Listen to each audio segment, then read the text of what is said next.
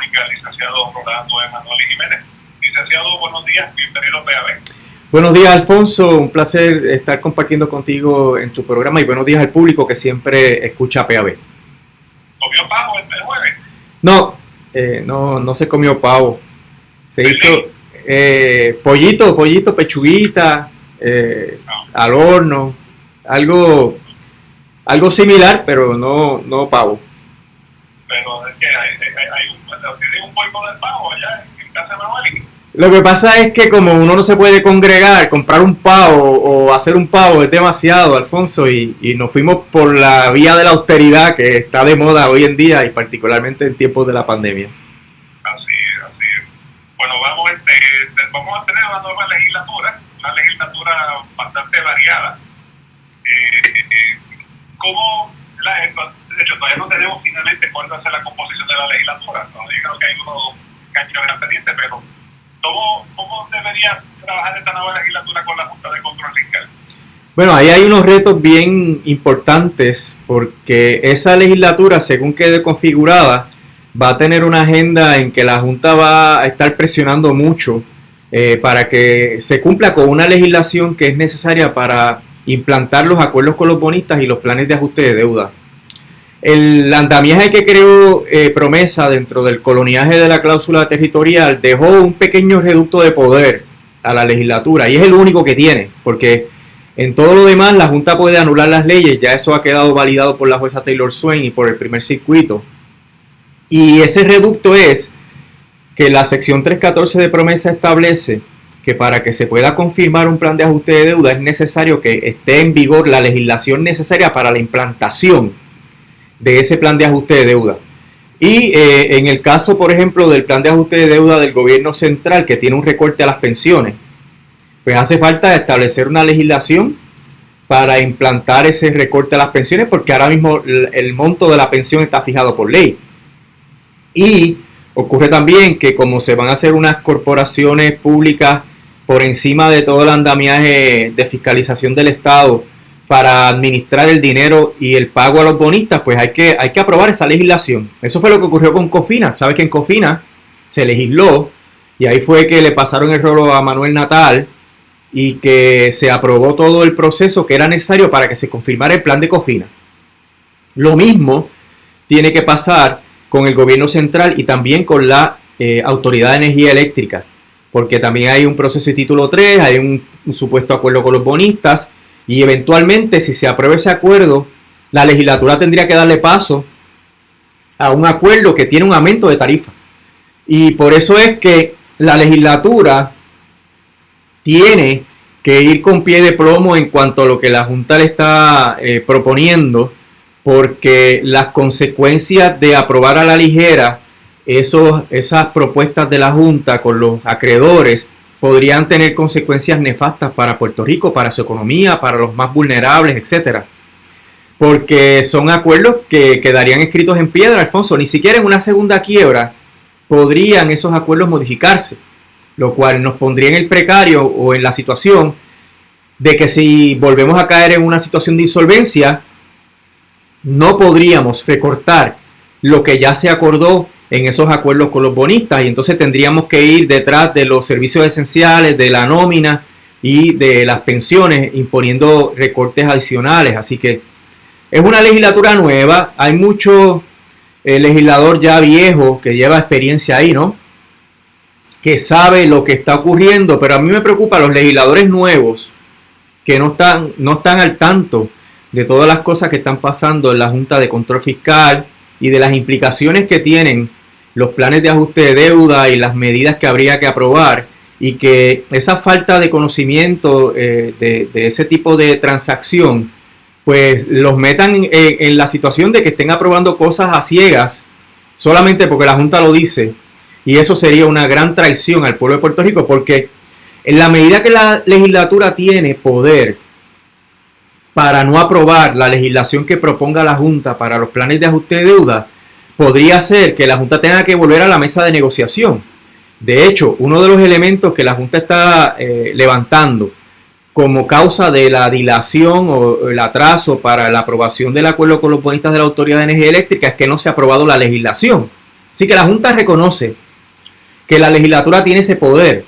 La Junta no se ha atrevido a plantear que ellos podrían legislar, y no está en promesa eso, ¿no? Y tampoco se ha atrevido a plantear que una confirmación de un plan de ajuste de deuda por la jueza Taylor Swain enmendaría las leyes de Puerto Rico. Así que su preocupación es más con los nuevos legisladores del bipartidismo o incluye también a los nuevos legisladores de los grupos emergentes. No, mira, los legisladores de los grupos emergentes y del Partido Independentista están al día en todo lo que está pasando y saben cuál es ese balance de poder. Ellos han sido muy militantes y vocales en contra de la Junta de Control Fiscal. A mí me preocupa, por ejemplo, los dos legisladores del proyecto Dignidad, las dos legisladoras, porque no conozco, ¿verdad?, su vinculación y sus opiniones y posturas sobre el problema de la Junta de Control Fiscal. Y me preocupa, obviamente, los legisladores conservadores de ambos partidos, ¿verdad?, de ambos partidos mayoritarios, quienes estarían dispuestos a negociar cualquier cosa por salir del paso y por tener entonces la vía libre para que la Junta les dé un poquito de respiro. Así que hay unos niveles diferentes de conocimiento en cuanto a esto y también unos niveles diferentes de compromiso con el pueblo de Puerto Rico. A mí me parece que los legisladores de los partidos de minoría tienen un compromiso firme con los pensionados. Y recuerda que en la legislatura de Rivera Chat, el Senado colgó el proyecto para un retiro digno. O sea que ahí hay un peligro en ese grupo de que en realidad se le dé paso a estas medidas de austeridad de la Junta y que entonces quedemos atados a unos recortes de pensiones que son innecesarios, recortes que son muy dañinos para la población de la tercera edad en Puerto Rico y que serían tal vez el preámbulo para recortes mayores en caso de que se vuelva a incurrir en una segunda quiebra. Pero pudiéramos argumentar, ¿verdad? Y esto no es en base a un estudio, pero que quizá hubo un precio político que se pagó por parte de esos legisladores que tomaron esas medidas. Porque, por ejemplo, ¿sabes? Las cosas no han cambiado. El cortarle las pensiones a los pensionados, gente que depende de eso, y que la economía puertorriqueña depende de que esa gente reciba ese dinero, porque ese dinero no lo mete en el banco. Ese dinero lo dan y lo gastan comprando gasolina, comprando alimentos, consumiendo bienes y servicios. De igual manera, el aumento a la electricidad, eso te conlleva un castigo al pueblo puertorriqueño que quizás tuvo y que puede tener un costo político para la gente que esté a favor de la Junta y en contra de los intereses del pueblo. Definitivamente, por ejemplo, en el caso del RSA, del acuerdo con los bonistas, se estipula un aumento de hasta 4.6 centavos por kilovatio hora, y eso el doctor Héctor Cordero Guzmán de la Universidad de CUNY en Nueva York estimó que para el 20% más pobre de la población de Puerto Rico eso podría ser como un 30% del presupuesto familiar, porque no es lo mismo que tú te ganes $100,000 y que la energía eléctrica te aumente $200, que tú te ganes $5,000 y que la energía eléctrica te aumente $400. O sea que en realidad es regresivo y desproporcional. Y esos grupos pobres, ¿verdad?, del país sufrirían un golpe gravísimo, pero también son una mayoría, porque el 50% aproximadamente de los puertorriqueños viven cerca o bajo el nivel de pobreza. Y dentro de ese contexto, una legislatura que aumente la energía eléctrica de esa manera estaría cometiendo suicidio político. Y esto, Alfonso, no es que se acaba el mundo si la legislatura no aprueba lo que la Junta proponga. Es que la Junta tiene que volver a negociar, o si no, como se está planteando ya en el caso del gobierno central, imponerle un plan con el famoso cram down, que es que aunque tú no estés de acuerdo, esto es lo que yo puedo pagar, yo solamente puedo pagar esta cantidad sin tener que aumentar la energía eléctrica, y esto pues la jueza lo tiene que avalar porque si no nos salimos de la quiebra. Y sí, eso... Ahí la presión pública es esencial, porque si uno no está llamando a su legislador de distrito y decirle no te atreves a votar por eso, pues no tiene ningún efecto. El legislador puede decir, pues, es que el presidente del caucus me dijo que había que votar con eso, que era algo problemático, ¿no? O por cambio de eso yo consigo un proyectito para hacer una cancha y para hacer unas mejoritas aquí. Sí, pero ahí el electorado, ¿verdad? Y las personas que saben que se van a afectar, los pensionados, que son más de 100,000 personas, tienen que hacer su asignación y su trabajo Y queda entonces las calles, Alfonso, porque aquí se ha demostrado claramente que ir a las calles funciona. Funcionó con Vieques, funcionó con el gobernador de Puesto. Y esto es debido a muerte porque los acuerdos que se están proponiendo en el caso de energía eléctrica harían que la energía fuera incosteable.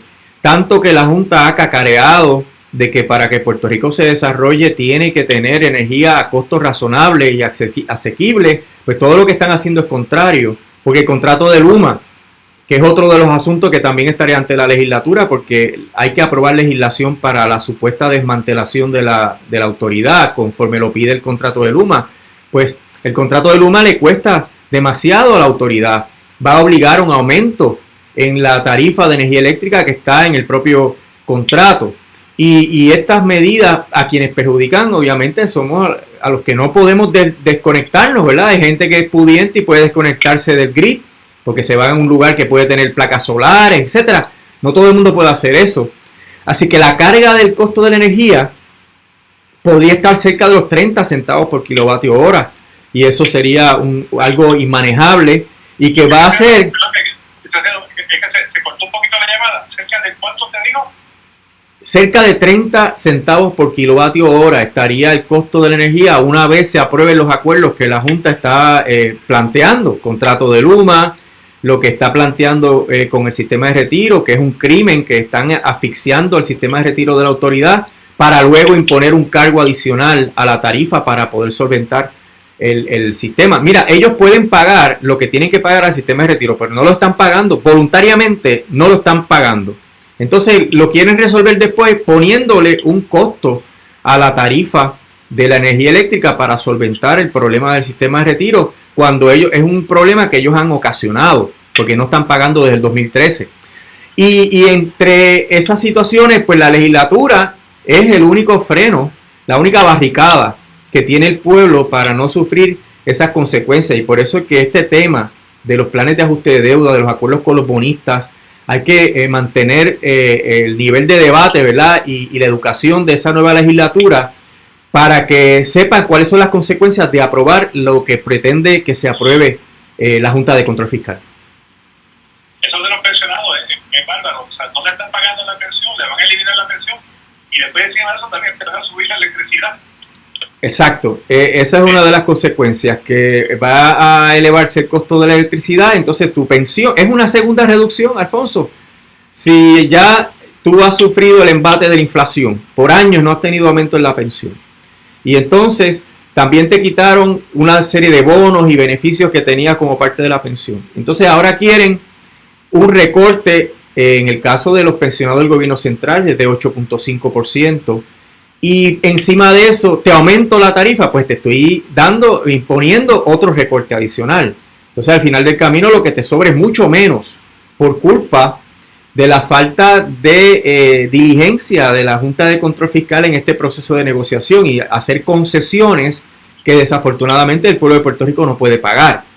Y esa situación, Alfonso, hay que ilustrar a nuestra legislatura de que ellos tienen ese poder, de que lo pueden ejercer diligentemente, de que la Junta tendría que ir a negociar y que cuando la Junta negocie otro nuevo acuerdo, ellos también tendrían la oportunidad de aprobarlo o no aprobarlo. Así que ha llegado el momento en este cuatrienio en que el choque entre lo poquito de gobierno propio que nos queda y la imposición de la ley promesa va a llegar a su punto más álgido. Porque ahora, tú sabes, la Junta revisa todas las leyes, revisa los contratos, la Junta revisa los reglamentos, las órdenes ejecutivas. Ellos son los que mandan en todos esos aspectos. Ahora, en el plan de ajuste de deuda, es la legislatura. Licenciado, cuando comenzamos a hablar de la ley promesa, hace unos años atrás, siempre se peleaba la esperanza de que la idea era de que Puerto Rico gozara de un grado de prosperidad para que pudiera pagar sus deudas, ¿no? Evidentemente eso se ha perdido. Ahora la idea, o sea, es como ahora la lógica del cáncer, que si no sigue creciendo, si no sigue cobrando, muere. Y de esta manera, yo no sé, o sea, como que no veo ningún interés de parte de las partes de que Puerto Rico sea económicamente viable para que pueda cumplir sus obligaciones. Es como si fuera un desespero a ver quién coge su pedazo de carne primero y se despacha y va. ¿Estoy equivocado en esa apreciación? Desde el comienzo, los primeros señalamientos que se hicieron sobre el texto de la ley es que era una ley de austeridad y no de crecimiento económico. Y eso ha quedado validado porque la Junta lo que ha hecho es recortar cuando las reglas de la economía lo que te dicen es que el Estado debe ser más proactivo en la generación de actividad económica. Y el proceso de recorte pues tiene consecuencias, como tú dijiste, si me recortan la pensión, pues yo gasto menos en el colmado, tengo que ahorrar energía y agua, por tanto no gasto tanto en esas utilidades. O sea, se toman toda una serie de medidas que lo que hacen es deprimir más la economía. Particularmente, Alfonso, con los desastres naturales que nos han tocado, que son 3, ¿verdad?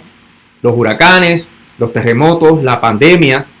Y esto ha afectado dramáticamente la economía. No sé si tú has podido salir y dar una vuelta por los sitios de actividad económica en los pueblos, los cascos urbanos. Mira, si antes estaba malo en términos económicos y de actividad, ahora están como si fueran pueblos fantasmas. Y eso tiene unas consecuencias, eso fomenta la emigración. Si hay más emigrantes, baja la tasa, la base contributiva es la palabra, se reduce y entonces el Estado recibe menos contribuciones para poder invertir en los servicios esenciales. O sea, es una cadena de eventos que lo que hacen es perjudicar más la economía. Entonces no vamos a tener para poder pagar. Y eso es lo que se señala, ¿verdad?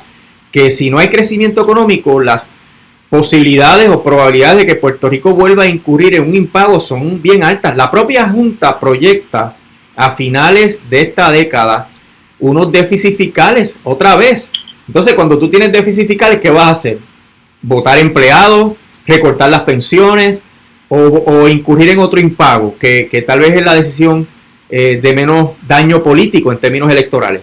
Así que esa situación que hemos vivido desde el año 2016 es previsible que a finales de la década lo volvamos a vivir porque la economía no va a tener un crecimiento que es lo necesario para poder cumplir con esas obligaciones que por sí son muy onerosas. Así que es una situación donde el enfoque de la Junta, que es un enfoque ideológico neoliberal, que ha probado ser erróneo en muchos otros países, nos va a llevar a la situación de que la economía no crezca y por ende volvamos a incurrir en un impago. Por ejemplo, esto podría afectar a la propia Luma en la manera de que me aumente la tarifa. Por ejemplo, yo dejo de consumir y la manera que dejo de consumir dejo de generarle ingresos a ellos, ¿no?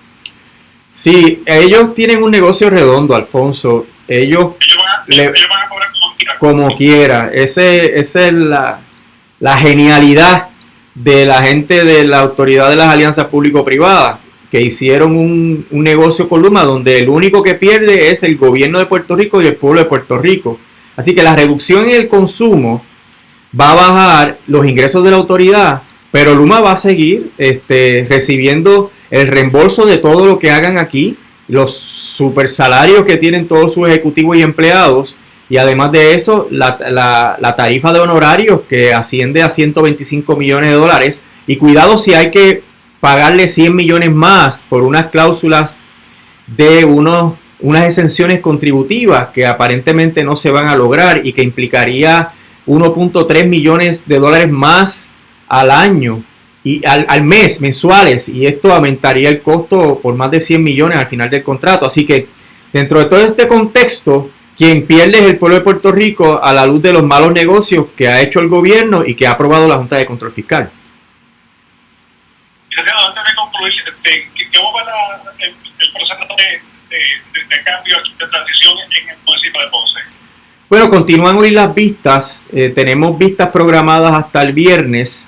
No obstante, hay muchos funcionarios que no han entregado información que se les pidió y que podrían estar volviendo a declarar si es que lo que entregan no es suficiente. Así que es previsible que las vistas se extiendan esta semana y parte de la otra semana para terminar el proceso. Luego se empezaría el trámite de redacción del informe, que tiene que estar listo antes del 31 de diciembre. ¿Usted las caracterizaría como de positivas? Mira, en realidad los informes que se rindieron por las personas del municipio son informes en su mayoría muy pobres, informes que ni siquiera firmaron, en donde lo que destaca son asuntos que ellos consideran los logros, y eso no es un informe de transición. Un informe de transición es para que la nueva administración pueda tomar las riendas del municipio sin tropiezos y sin que se le oculte información. Un informe de logros, no un informe de transición. Cuando se sientan a declarar, muchos de ellos no han podido contestar muchas de las preguntas, se le ha tenido que pedir documentos adicionales y están en la probabilidad de que se les vuelva a citar para que vuelvan a testificar. Así que ha sido un proceso tortuoso y complicado, Alfonso, por la trituración de los documentos, que sabes que el 17 de noviembre y el 23 hubo 2 incidentes de trituración de documentos que traen unas sombras bien grandes al proceso de divulgación y que pueden implicar violaciones como delitos graves a las leyes de Puerto Rico que abonan, ¿verdad?, o abogan por la conservación de los documentos públicos. ¿Qué razón se dio para estar triturando documentos, si alguna? Bueno, es una cuestión de lógica, ¿verdad? El que tritura un documento se supone que lo que quiere es que el documento se pueda disponer, o que no quiere que se vea lo que está contenido el documento. Pero de umbral, Alfonso, las trituradoras se prohíben en las instrumentalidades gubernamentales y en los municipios. Y ya hemos tenido información de que hay como 6 trituradoras. Y esto obviamente viola la ley y máxime cuando el propio secretario municipal, el doctor Giordano San Antonio, admitió que nadie le informó a él ni a la archivera municipal, la licenciada Gladys Tormes, que se iban a triturar esos documentos. Así de que por per se ya el testimonio de estas 2 personas ha configurado la comisión de un delito por las personas en la legislatura municipal que trituraron esos documentos. Licenciado, muchas gracias por ponernos, quiero decirle gracias por las malas noticias, ¿verdad? Pero por lo menos por ponerlo en la realidad. Tenemos muchos retos adelante. Sí, hay que tener la información para tomar todas las decisiones puntuales que corresponden este año y durante el cuatrenio. Y siempre estaremos a la orden, Alfonso. Muchísimas gracias. Que pasen un buen día. Buen día.